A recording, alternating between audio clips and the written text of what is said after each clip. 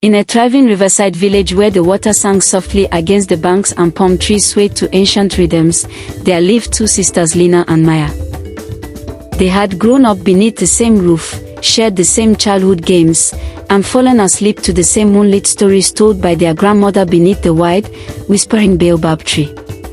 Though sisters by blood, their hearts leaned toward different dreams. Lina, the elder, was breathtaking. Her beauty turned heads wherever she went, eyes bright like polished stars, skin glowing like sun-kissed bronze, and a walk as graceful as a gazelle's.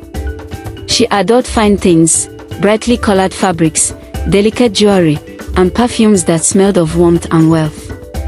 From a young age, Lina made her desire clear. "I will marry a rich man," she often declared proudly. "A man who would dress me in gold and silk." Maya, the younger sister, was beautiful too, but hers was a gentler beauty. Her smile softened worries, and her presence brought peace.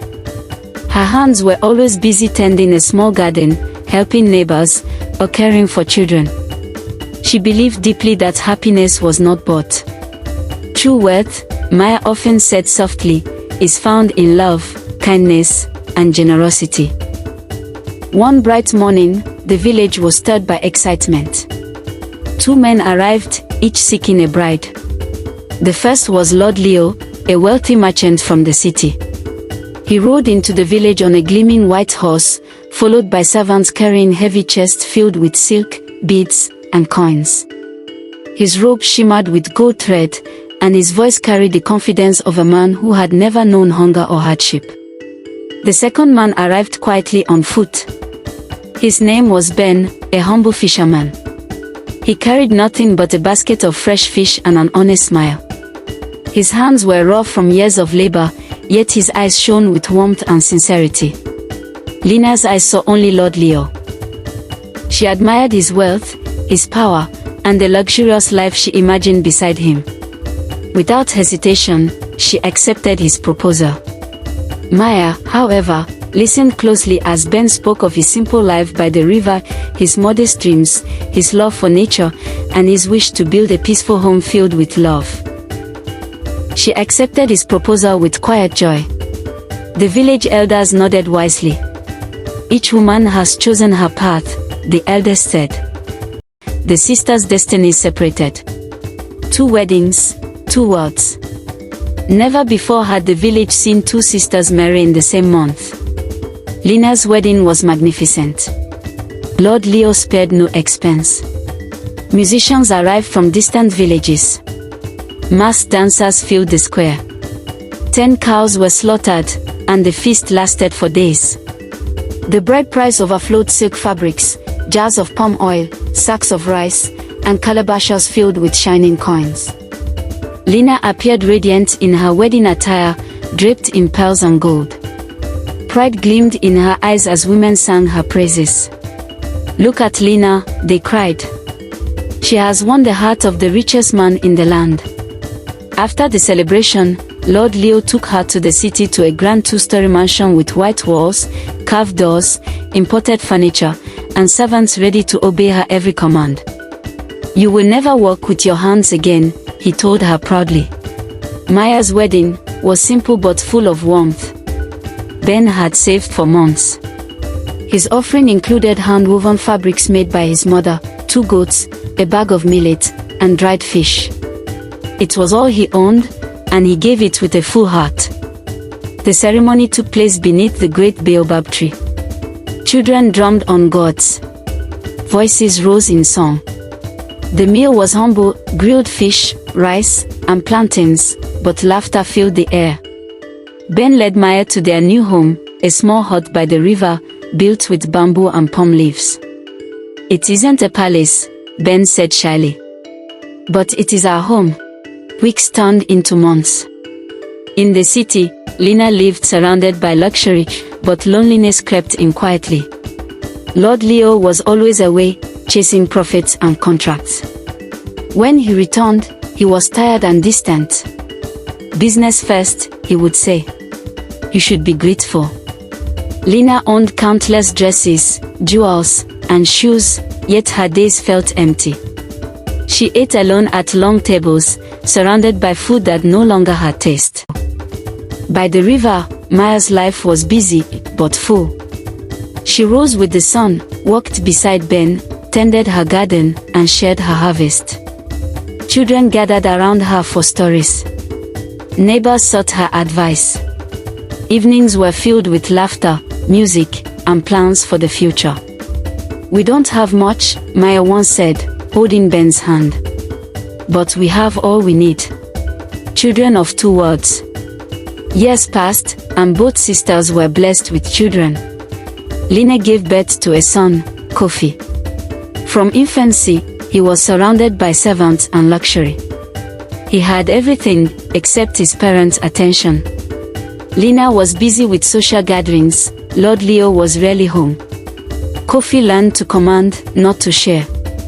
Maya gave birth to a daughter, Eva, and later a son, Noah. They grew up barefoot, joyful, and curious. They played with handmade toys, learned the names of birds and plants, and were raised with love, discipline, and community. One day at the market, the two families met. Lina, dressed in gold, looked at Maya's simple clothes with pity. "My poor sister," she said. "You still work so hard." Maya smiled calmly. "Our feet touch the land of our ancestors," she replied. "That is our strength." Then Lina's son threw a tantrum when he couldn't get a toy. People stared. Lina stood frozen in shame. Little Eva quietly stepped forward and offered him a small wooden toy she had made herself. Kofi stopped crying. For the first time, a real smile appeared on his face. Something cracked inside Lina's heart. That night, alone in her grand mansion, Lina wept. She was beginning to understand. And just as truth was settling in her heart, a terrible drought struck the region. Day by day, the mighty river shrank, its once proud waters sinking lower and lower until cracked earth appeared along its banks. Crops withered in the fields. Leaves curled and turned brown. Hunger crept into homes like an unwelcome guest. In the city, Lord Leo's fortune began to crumble. Trade routes were blocked by the drought. Merchants could no longer pay. Warehouses filled with unsold goods. Gold that once flowed like water now slipped through his fingers like sand. Each evening, he returned home heavier than the night before. One night, his voice was harsh and tired. "Lina," he said, avoiding her eyes, "we must reduce our spending. Half of the servants must go. Some jewelry must be sold. These are hard times." Lina stared at him in disbelief. "Send away my maids. Sell my jewels," she cried. "What will people think?" Lord Leo's patience snapped. "People will not feed us," he shouted. "Do you understand anything at all? We are losing everything." For the first time in her life, Lina stood face to face with reality. The servants left without looking back. Her jewelry disappeared piece by piece. Luxurious fabrics were sold. Even furniture was taken away. The women who once came for tea and laughter vanished like dew under the sun. The grand house grew silent. Cold.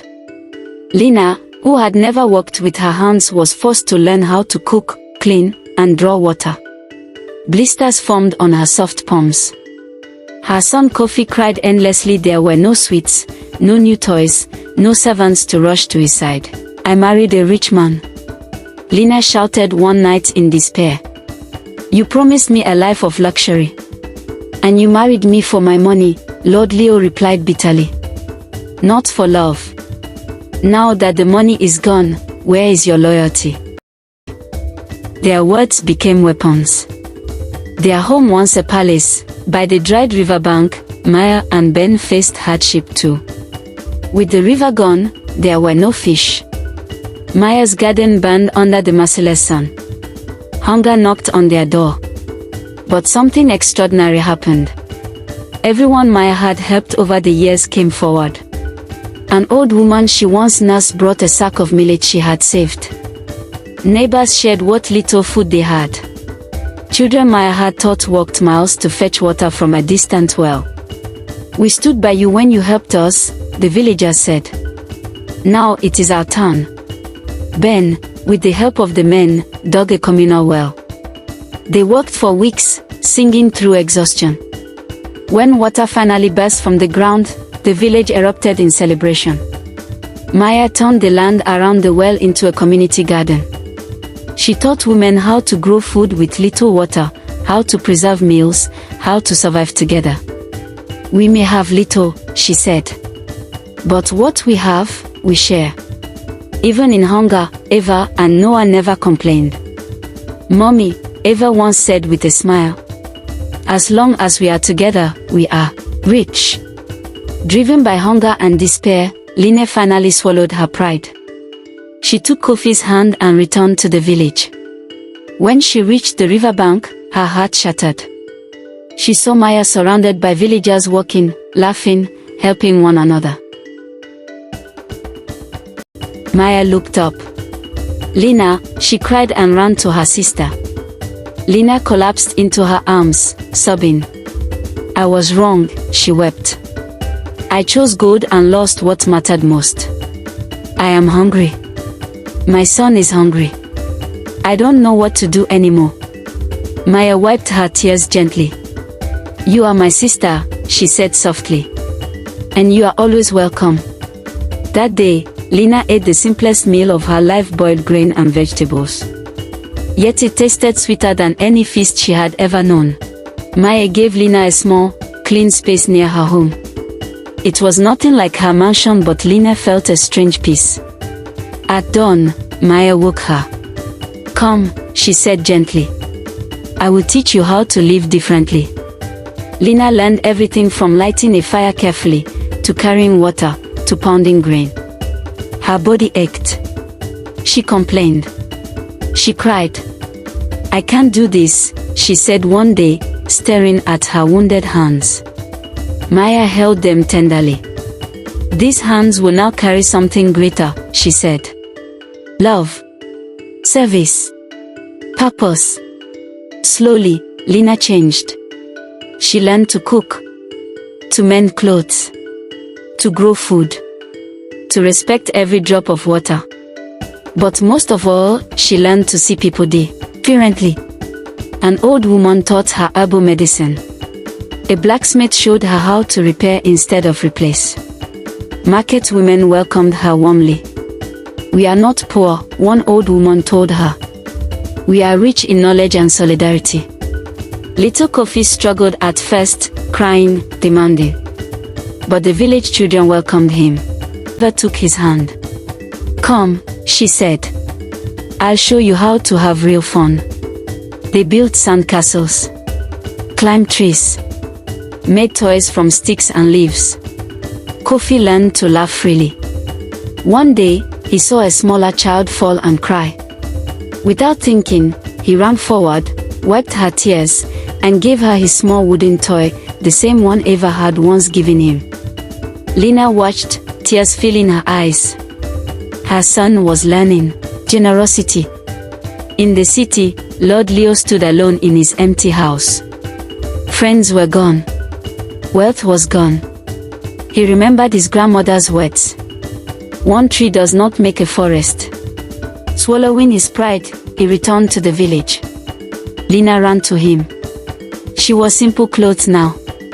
Her hands bore marks of labor. But her eyes shone. "Welcome," she said warmly. "We don't have much, but we have what matters." Lord Leo saw his son laughing. He saw Maya and Ben smiling. He saw community. "I was a fool," he whispered. That night, for the first time in years, they slept together, as a family. When the rains finally returned, the river filled again. Fields turned green. But the people were changed. Lord Leo fished beside Ben each morning. "I've never been happier," he admitted one day. "I was rich before, but I wasn't alive." Lina opened a small sewing workshop, teaching girls what she knew. "I had everything once," she told them. "But my heart was empty. Now, It was full. Every evening, the two sisters sat together as they once did as children. "Grandmother was right," Lena said softly. "True wealth is not what you own, but who you become." The sisters embraced, tears shining in their eyes. They had lost gold, but they had found life.